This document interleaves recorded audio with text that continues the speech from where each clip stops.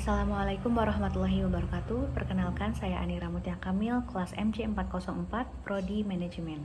Melalui video ini, saya akan menjelaskan tentang analisis sektor pariwisata yang ada di Indonesia untuk memenuhi tugas mata kuliah perekonomian Indonesia. Indonesia merupakan negara kepulauan terbesar di dunia dengan kekayaan alam dan budaya yang luar biasa. Keberagaman destinasi mulai dari pantai, pegunungan, danau, hingga peninggalan sejarah dan budaya menjadikan sektor pariwisata sebagai salah satu andalan perekonomian nasional. Sebelum pandemi COVID-19, sektor ini menyumbang sekitar 4,7% terhadap PDB nasional dan menjadi penyumbang devisa terbesar kedua setelah kelapa sawit. Namun, pandemi sempat menghantam pariwisata secara signifikan.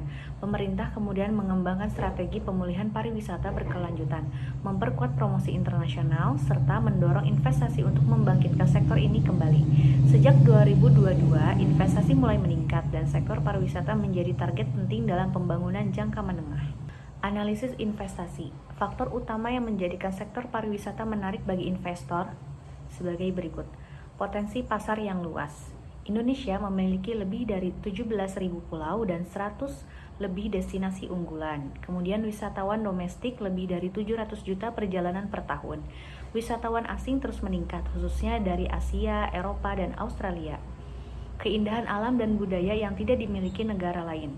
Bali, Raja Ampat, Labuan Bajo, Danau Toba, dan Borobudur sebagai daya tarik utama. UNESCO World Heritage Sites dan destinasi ekowisata kelas dunia. Kemudian, biaya investasi dan operasional yang kompetitif. Biaya tenaga kerja dan bahan baku lebih murah dibanding Thailand dan Malaysia.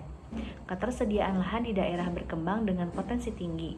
Kemudian, peningkatan kelas menengah Indonesia. Pertumbuhan kelas menengah memperbesar permintaan wisata domestik dan lifestyle tourism. Tingginya minat terhadap pariwisata berkelanjutan. Tren global mengarah ke ekotourism, cultural tourism, and slow travel. Dukungan kebijakan pemerintah terhadap investor. 1. Program Destinasi Super Prioritas atau DSP. Mandalika, Labuan Bajo, Likupang, Danau Toba, dan Borobudur ditetapkan sebagai fokus utama pengembangan infrastruktur pariwisata. Yang kedua, kemudahan investasi. Sistem OSS (Online Single Submission) untuk perizinan investasi. Kedua, deregulasi dan penyederhanaan proses perizinan lokasi wisata. Yang ketiga, insentif fiskal, tax holiday dan tax allowance untuk hotel, resort, dan pembangunan fasilitas pendukung wisata. Dua, potongan bea masuk untuk peralatan pembangunan resort. Keempat, pengembangan infrastruktur seperti bandara baru, Labuan Bajo, Silangit, Lombok, jalan akses, pelabuhan kapal pesiar, kemudian pengembangan infrastruktur dasar seperti listrik, air bersih, dan internet. 5. Promosi global dan event internasional, G20, MotoGP Mandalika, ASEAN Tourism Forum, kemudian promosi digital oleh Kementerian Pariwisata dan Ekonomi Kreatif Kemenparekraf. Tren investasi dalam 5 tahun terakhir. 1. Penurunan investasi saat pandemi tahun 2020 sampai dengan 2021. Banyak proyek pariwisata ditunda atau dibatalkan. Penurunan drastis kunjungan wisatawan asing dari 16 juta pada 2019 menjadi 4 juta di tahun 2021. 2. Pemulihan pasca pandemi tahun 2022 sampai tahun 2024. Yang pertama, nilai investasi sektor akomodasi dan makanan mulai naik.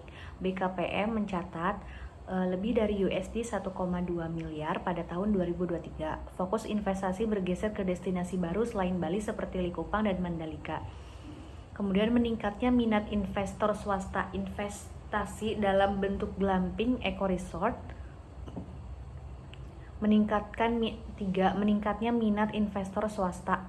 Yang pertama, investasi dalam bentuk glamping, eco-resort, homestay, dan wisata edukatif. Kemudian peningkatan pembangunan hotel bintang 3-5 oleh grup hotel internasional. 4. Kontribusi investasi terhadap ekonomi lokal. Munculnya ribuan lapangan kerja baru di kawasan wisata. Penguatan UMKM di sektor kuliner, transportasi lokal, dan kerajinan. Berikut ini investor asing utama yang berinvestasi di sektor ini. Ada Eker Hotels, asalnya dari Perancis, proyeknya hotel bintang 4 sampai 5 di Bali, Lombok, dan Labuan Bajo. Kemudian ada Club Med, asal negara dari Prancis, proyeknya resort premium di Bintan dan Lombok. Kemudian ada Marriott Intel, berasal dari Amerika Serikat, proyeknya Hotel Marriott dan Sheraton di Bali, Jogja, serta Manado. Ada juga Banyantri dari Singapura, Eco Resort di Bintan dan Bali. Kemudian ada Qatar Airways, berasal dari Qatar, proyeknya investasi promosi pariwisata Indonesia dan kerjasama rute. Dan Traveloka dan Agoda, berasal dari regional, investasi pada platform pemesanan wisata digital. Dampak investasi asing terhadap sektor dan ekonomi Indonesia. Yang pertama, peningkatan kualitas destinasi wisata, infrastruktur menjadi lebih baik seperti bandara, jalan, dan hotel, adopsi standar internasional dalam pelayanan serta kebersihan. Yang kedua, transfer teknologi dan pengetahuan seperti tenaga kerja lokal dilatih sesuai standar hospitality global. Manajemen profesional dari investor asing meningkatkan efisiensi. Yang ketiga, kenaikan devisa negara. Wisatawan mancanegara membawa devisa melalui pengeluaran di Indonesia. Yang keempat, pemberdayaan komunitas lokal. Kolaborasi investor dengan masyarakat adat dan pelaku UMKM. 5. Promosi destinasi Indonesia di dunia internasional. Kolaborasi branding antara pemerintah dan investor global. Kemudian tantangan peluang investor asing.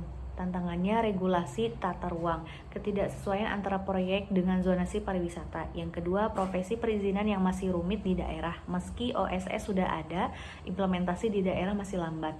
Kemudian kondisi infrastruktur di daerah terpencil seperti jalan, air, listrik yang belum stabil. Kemudian adanya ancaman overtourism seperti yang terjadi di Bali. Yang terakhir, resiko bencana alam dan isu lingkungan seperti erupsi, gempa, dan degradasi lingkungan. Kemudian terdapat peluangnya yaitu pariwisata digital, pengembangan aplikasi lokal, platform virtual tour atau AI tourism assistant. Ada juga ekowisata dan pariwisata berkelanjutan yang diminati wisatawan global. Kolaborasi dengan UMKM lokal, produk lokal bisa ditingkatkan kualitasnya untuk tamu asing. Investasi pada wisata halal dan kesehatan, segmentasi pasar baru yang menjanjikan. Peluang pengembangan di Bali, banyak destinasi eksotis belum tergarap maksimal seperti Sumba, Maluku, dan Kalimantan. Sekian materi yang dapat saya sampaikan. Mohon maaf apabila masih banyak kekurangan dan kesalahan. Terima kasih. Wassalamualaikum warahmatullahi wabarakatuh.